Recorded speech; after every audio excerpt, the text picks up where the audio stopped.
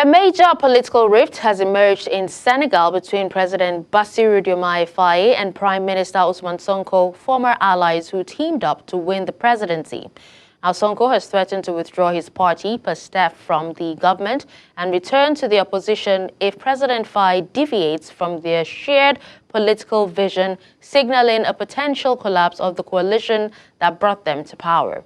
Now, this instability comes as the country grapples with severe economic distress, including an $11 billion hidden debt scandal that caused the IMF to freeze aid along persistent unrest in national universities. Now, a formal split between the two leaders threatens to trigger a difficult cohabitation of power-sharing struggle, which will likely paralyze government decision-making at a critical time for Senegal's stability. Joining us on the conversation, we have Ojobaro Michael, a global security analyst, live with us in the studio. We also have, we are expecting Charles Nyuykonga, African Peace, Security and Development Specialist in Durban, South Africa. Thank you so much for joining us, Ojobaro. Thanks for having me. It's a pleasure. Now let's get straight to the point. Now, we know that Prime Minister Ousmane Sonko famously handpicked Bassirou Faye. I remember when, the whole media was abuzz with, the coalition and all that. Now, today, Sonko warns of a difficult cohabitation if the president drifts from, his vision. What are your thoughts on this? Beyond the president drifting from his vision, it has become the vision of the Senegalese. The entire people, young people, market women in Senegal, all want to lie with the vision of Sonko. And people do not really vote for Faye. People voted for Sonko. Because Sonko has been the one that be able to step out that vision of trying to ensure that Senegal be able to live that self-independence, self-reliance, live without the French influence, survive without the colonial influence. So based on that, everyone in that wonderful and peaceful Senegal, they've always been looking forward to when are they going to enjoy this freedom from colonial influence, when are they going to enjoy freedom from France. And looking at it deeply, every other country that are able to liberate themselves from France, like Burkina Faso, Mali, they all did it through military junta. It's only Senegal that wants to come up with a democratic junta. And now the democracy is now becoming democratized among themselves now.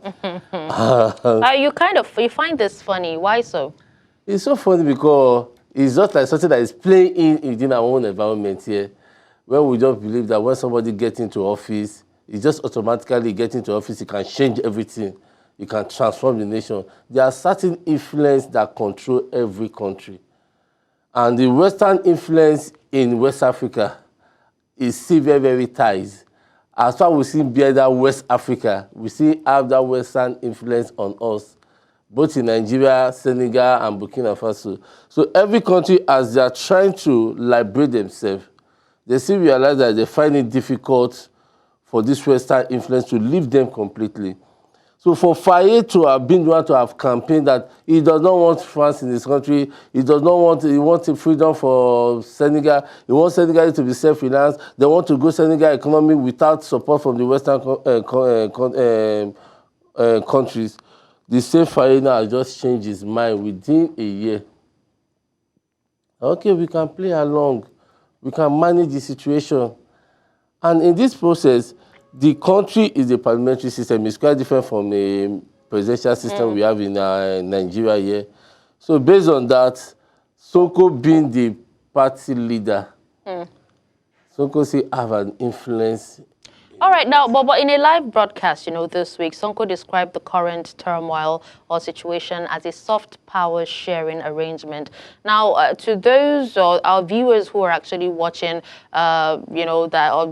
that already, to those who are already watching, it already sounds like, a government that is divided, between itself, if you talk about power sharing. So is this an admission of, or that Senegal is currently being governed by two competing agendas rather than one presidency? we should first of all understand that Senegal is running a parliamentary system of government. It's quite different from what we have in Nigeria and Ghana. A parliamentary system of government, the president is like a ceremonial leader, number one. He's not the commander-in-chief. The prime minister is the head of government. So the prime minister have the same, the prime minister is in charge of government generally. Just as we have in Nigeria, let me break it down. We can say in Nigeria, we can look at, when you say the minister of aviation is in charge of aviation, the minister of FCT is in charge of FCT, whereby the prime minister is in charge of everything governance within that country, but under the authority of the president. So based on him being in charge of the ruling party, based on him being the head of the ruling party, based on him being the prime minister, he has similar authority like the president. So he has the largest followership. The president came into power through his name. During the campaign, there was like, a vote for Faye is a vote for Sonko. Yeah. So everywhere you see Faye, you see Sonko. So Sonko is like the main man. He's the Jagaban of Senegal. But he didn't want to compete for, he didn't want to come out for presidency, so he decided to... No, he came out. He came out. He was in prison. Yeah, back then. He was set up. He wanted someone younger, you know, to be... He's also less than 50 years. Sonko is less than 50 years also. So it's not by the age. He's also a young and vibrant person. The challenge is that he has always been campaigning against the influence of France. Strictly, he does not mind his word. We don't want France in Senegal. All right. All right, let's halt there. We'll take a break. When we come back, we'll definitely continue this conversation. Stay with us.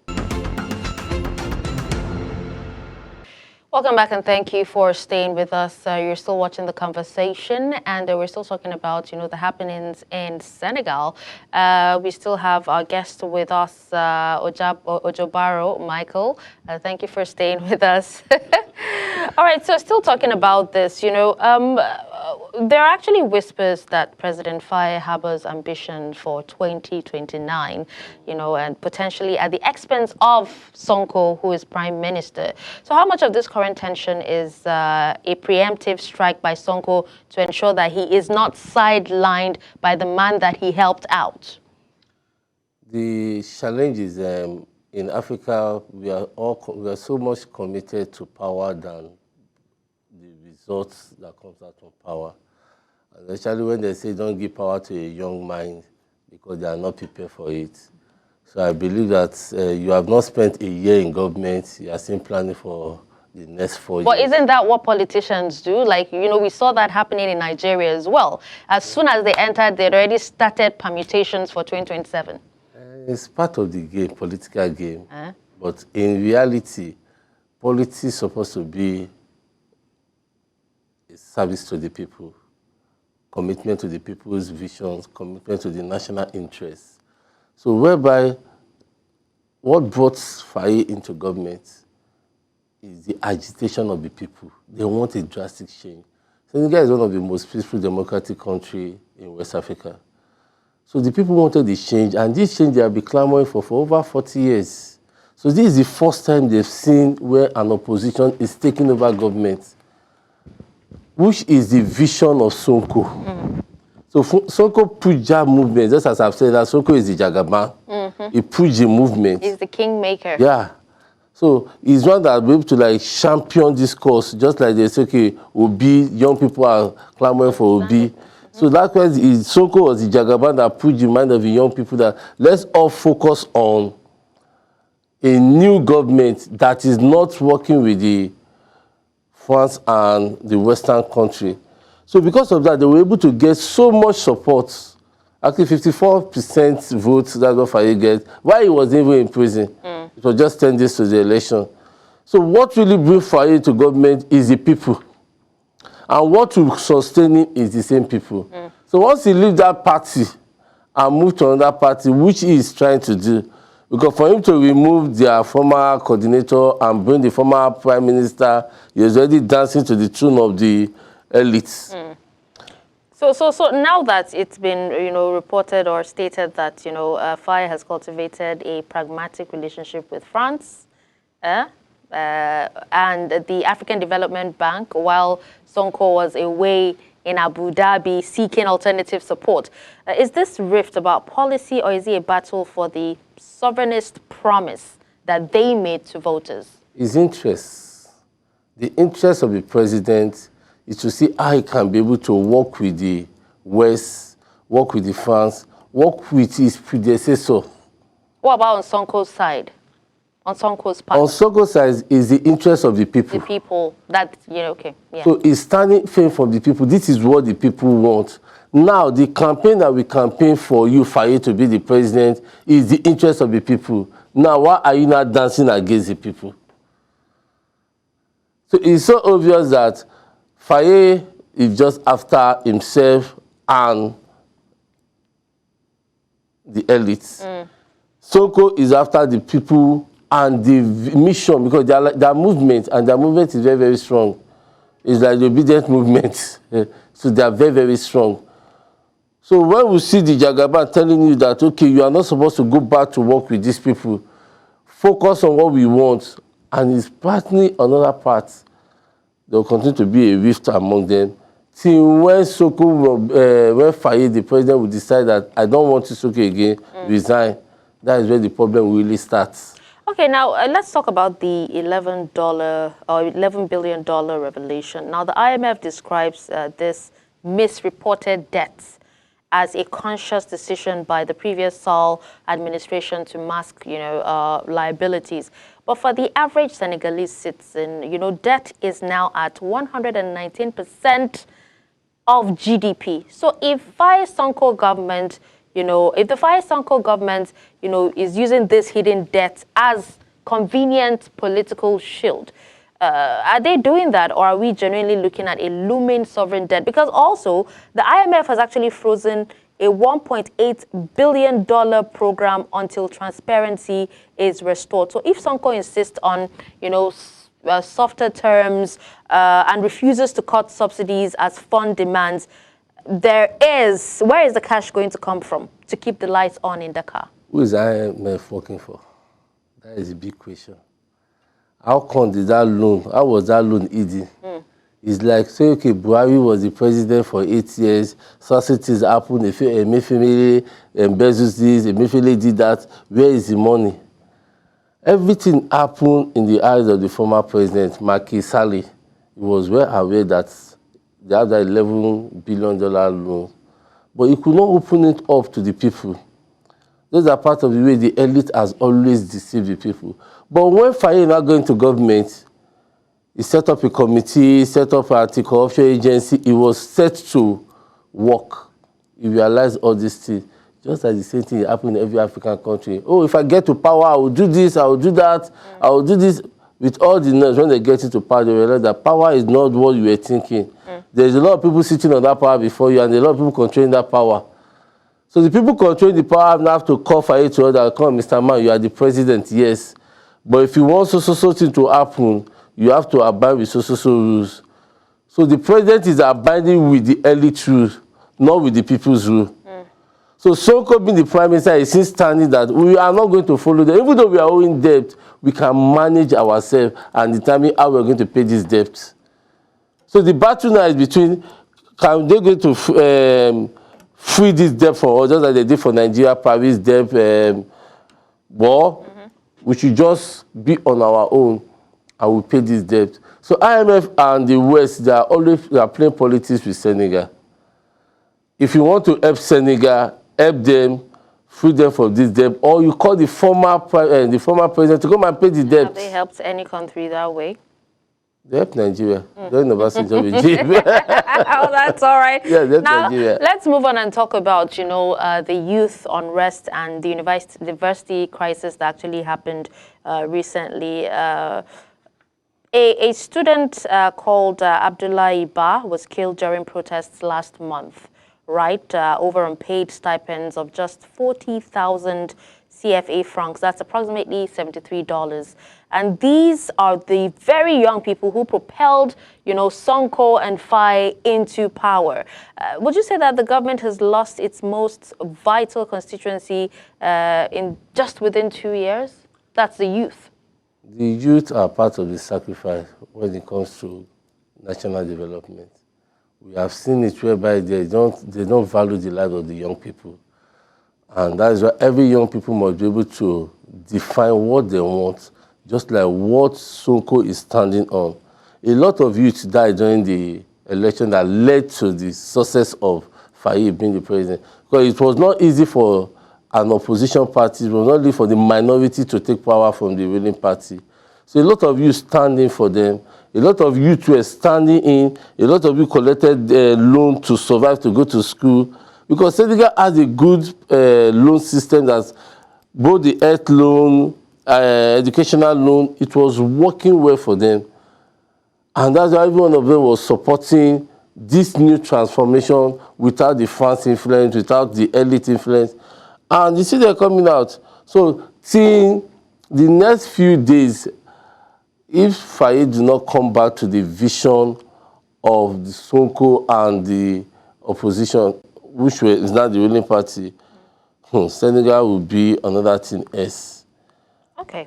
So I'm being told that our other guest, Charles Nyuykonga, African Peace, Security and Development Specialist in Durban, South Africa, has actually joined us. Thank you for your time. Charles, thank you. Can you hear me? Thank you for having me. Good afternoon to your guests. Good afternoon. It's a pleasure to have you. So yes, I hear you. Yes, let's hear your thoughts on everything that we've spoken about, especially on the rift between Faye and Sonko.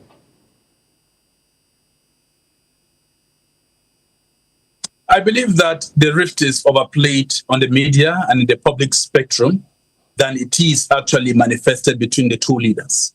And I believe this because the two leaders are largely confronted with an issue of priority. Their vision remains the same. They want Senegal to develop as soon as possible. They want opportunities for youth of Senegal. However, these opportunities are constrained by first domestic policies and international policies, partnerships in which Senegal had previously entangled itself. So for these two leaders to actually see face to face, they have to address which ones are priority. And I think that their race would be youth issues, development, job creation for youth. But when it comes to governance, when it comes to also job creation, you have to create the necessary conditions for job creations. You have to create the necessary conditions for industrialization. Senegal is not there or was not there at the time when these two leaders came to power. So how do you create those? You have to establish relations either with the investors who are in the country or those that are out. You give tax incentives. This is the right time to give tax incentives. I believe that these are some of the conversations which are playing out at the political level, or at the political scientists like to say this is track one discussions, which the people in the peripheries are actually not feeling that this governance is trickling down to them. Hence the discontent. But I believe that with time, this political bickering is going to play itself out, and whether Sonko is going to become president or is going to be a third person that's going to become president, the democracy of Senegal is on the boom. Okay, now, Charles, let's talk about the regional impact and global implications as well. We've seen coups recently destabilizing the Sahel, and Senegal was seen as the region's democratic lighthouse. Now, Sonko has been unembarrassed, as we have stated, to snub Paris, while Faye remains a pragmatic negotiator. If Sonko pushes Faye too far towards, a total break with France, what does that mean for the regional franc and that's the CFA franc and Senegal security partnership? If Sonko pushes Faye so much, I think one outcome is going to come. One person is going to have to quit the political scene and perhaps wait for the next elections and convince the Senegalese people that he has the better vision. Whether or not it is possible right now that France can actually be pushed out completely, it's yet to be seen. I think these are some of the experiments which sometimes we hear a lot of these in the political corridors, which when you are in the seat of power, you realize that some of these people, some of these nations, you need them somehow. You need to strike certain balances with them if you are going to access certain funds, if you are going to access certain resources, which can unlock your own political vision and better the lives of the people that you are there to serve. Okay, so let's hear from our guest, Michael, who is in the studio. If Sonko follows through and takes his PASTEF party into the opposition, will that be a principled stand for his vision, or will it be a reckless abandonment of the country in its hour of greatest needs, even if it's financially? It's going to be a continuation of that struggle. The struggle that has started since 2019, and he contested the election, he came third. He wanted to contest in 2024. He was set up and he could not contest. His general secretary was asked to step forward, and the general secretary became the president, and the general secretary made him the prime minister. So that vision is still standing. It's a movement. So either Sonko step down or Faye remain the president, that movement will still be on. And that movement is so, their mandate is so clear, their vision is so clear that they said they don't want the influence of the West again. So what they are seeing now is the betrayal of leadership, betrayal of trust, betrayal of the people's mandate.